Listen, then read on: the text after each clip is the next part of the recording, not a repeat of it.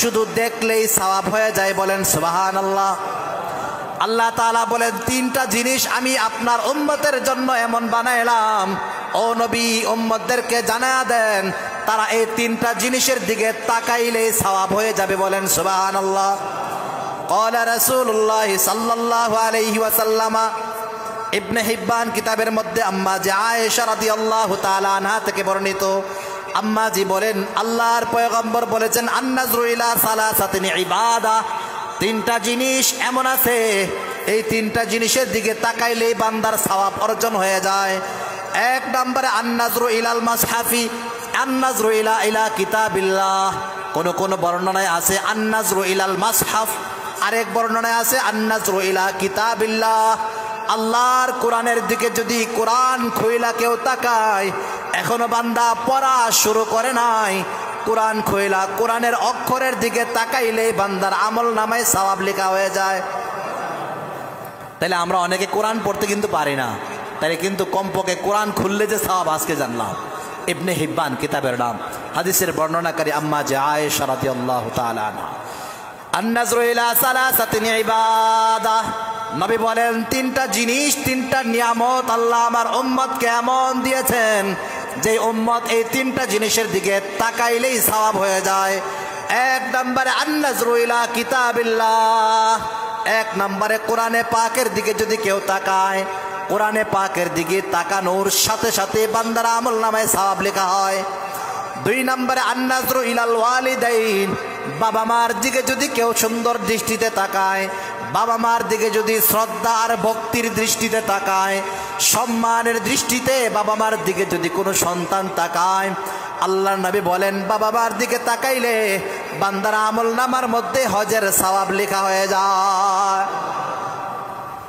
আমাদের আব্বা আম্মা নাই, আব্বা আম্মা দুইজন নাই, এমন কার কার আছে লিখিত? আব্বা আম্মা কেউ নাই, মানে খুব কম সংখ্যক মানুষ এখানে আছে যে বাবা মা নাই।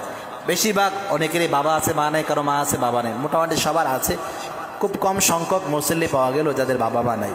তো যাদের আব্বা আম্মা নাই এই সওয়াবটা ওনারা আর অর্জন করার সুযোগ পাবে না, কারণ বাবা মা নাই তো হজের সওয়াব নিবে কিভাবে, তাকাবে কার দিকে?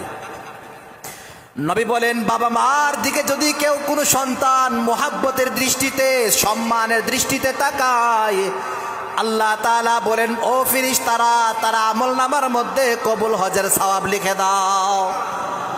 এক নাম্বার কোরআনে পাকের দিকে তাকাইলে আল্লাহ তাআলা বলেন শুধু তাকাইলে আমি সওয়াব দিয়ে দেয়। দুই নম্বরে বাবা মার দিকে তাকাইলে আমি সওয়াব দিয়ে দেয়। বান্দা এখনো কোরআন পড়ে নাই, তারপরেও দৃষ্টির কারণে সে সওয়াব পেয়ে যায়। বান্দা বাবা মার খেদমত এখনো শুরু করে নাই, বাবা মার দিকে দৃষ্টি দেওয়ার কারণে সওয়াব পেয়ে যায়। তিন নম্বরে পয়গম্বর বলেন ওয়ান নাজরু ইলা বাইতিল্লাহ, আল্লাহর ঘর কাবার দিকে যদি কেউ তাকায়, কালো গিলাফের দিকে তাকাইলে বান্দার আমল নামার মধ্যে সওয়াব লেখা শুরু হয়ে যায়। তিনটা নিয়ামত পাইলাম, যে তিন নিয়ামতের দিকে তাকাইলে সওয়াব। বান্দা এখনো তাওয়াফ শুরু করে নাই, বান্দা এখনো তাওয়াফ করতেছে না, মাত্র দাঁড়ায়া দাঁড়ায়া আল্লাহর ঘর কাবার দিকে তাকায়া বান্দা মনে মনে ভাবে হাজা বাইতু রব্বি, হায়রে এটা আমার রবের ঘর, এটা আমার আল্লাহর ঘর, আমি আমার আল্লাহর ঘরের দিকে তাকাইলাম। এই যে বান্দা আল্লাহর ঘর মনে করে আল্লাহর ঘরের দিকে তাকিয়ে আছে, নবী বলেন শুধু তাকিয়ে থাকলে, বসে বসে দাঁড়িয়ে দাঁড়িয়ে কাবার দিকে তাকাইলে আল্লাহ বান্দার আমল নামার মধ্যে সওয়াব দিতে শুরু করে দেন। তাহলে এই তিন নিয়ামতের মধ্যে দুইটা নিয়ামত আমাদের কাছে এখনো আছে। কাবা, পৃথিবীতে কাবার অস্তিত্ব বর্তমানে আছে না নাই? কোরআন শরীফের অস্তিত্ব আমাদের ঘরে ঘরে, আমাদের মসজিদে, আমাদের হাতের নাগালে আছে না নাই? এই দুইটা নিয়ামত আছে, আমরা চাইলে এই দুই নিয়ামতের দিকে তাকাইয়া সওয়াব অর্জন করতে পারবো। আর অনেকের আব্বা আম্মা নাই, অনেকের এই নিয়ামত শেষ হয়ে গেছে। যাদের আব্বা আম্মা আছে, আমাদের আব্বা আম্মাদের দিকে তাকাইলেই যদি সওয়াব হয়, খেদমত করলে সওয়াব আছে না নাই?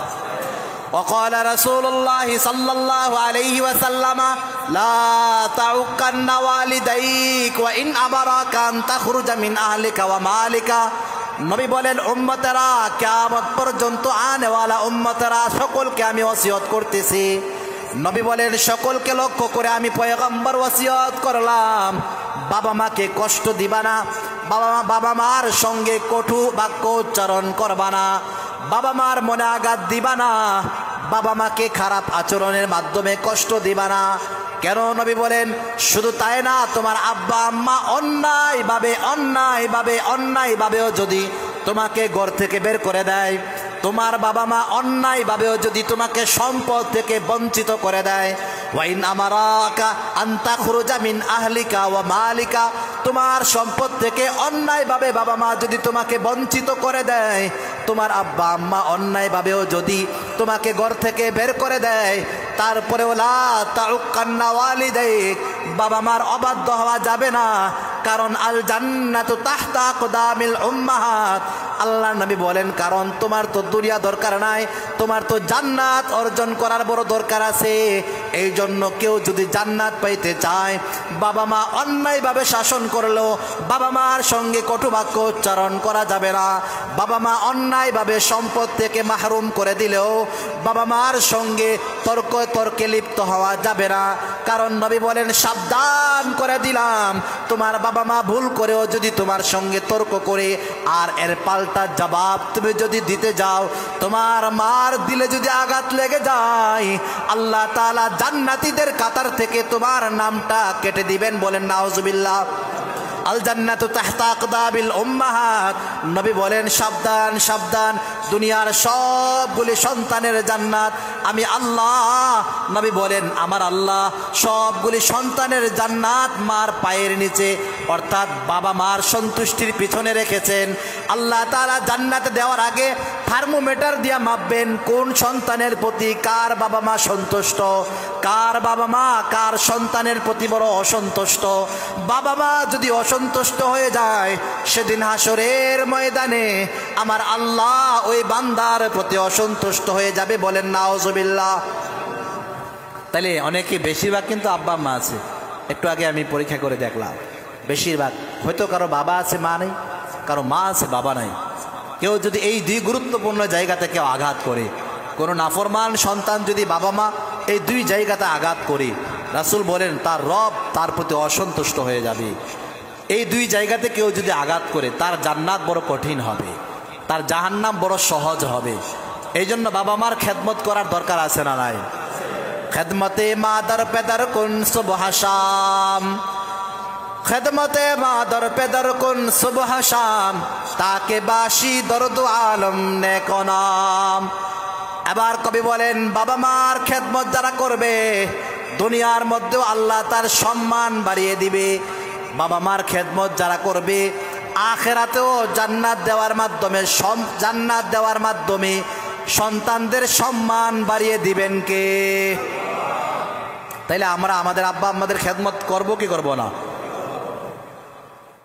এখন অনেকে বলতে পারে হুজুর আজকে তো আজ শুনলাম আব্বা আম্মার সাথে তর্কাতর্কি করা যাবে না, তো এতদিন যে করলাম। এবার দুনিয়ার মাদের অন্তর আল্লাহ এত নরম করে বানাইলেন, কোন সন্তান যদি মার কাছে দিল থেকে ক্ষমা চায়, পৃথিবীর কোনো একটা মা এমন নাই সন্তানকে মাফ করবে না। পৃথিবীর মধ্যে সবার দিলের চেয়ে মার দিলটা সন্তানের জন্য সবচেয়ে নরম। এবার সন্তান যদি বাবার কাছে মার কাছে ক্ষমা চায়, আর এই আব্বা আম্মা যদি সন্তানটাকে মাফ করে দেয়, আল্লাহ বলেন পয়গম্বর আমি আল্লাহও সেই গোলামটাকে মাফ করে দেয়। তাইলে বাবা মার সঙ্গে সদাচরণ করব না অসৎ আচরণ? সবাই বলে না যদি করতে হয় সদাচরণ না অসৎ আচরণ? আমার সাথে বলেন বাবা মার সঙ্গে খারাপ আচরণ করব না ইনশাআল্লাহ। এই যে বলাইলাম শয়তান আমার প্রতি বেশি অসন্তুষ্ট, আপনাদের প্রতি অসন্তুষ্ট। কিরে ইমাম সাহেব যা বলে তাই কি তোর বলতে হবে নাকি? কারণ এটা বলছি যে আমাদের দিলে কিছুক্ষণের জন্য হলো কথাটা ঢুকলো যে আব্বা আম্মার সাথে খারাপ আচরণ করব না।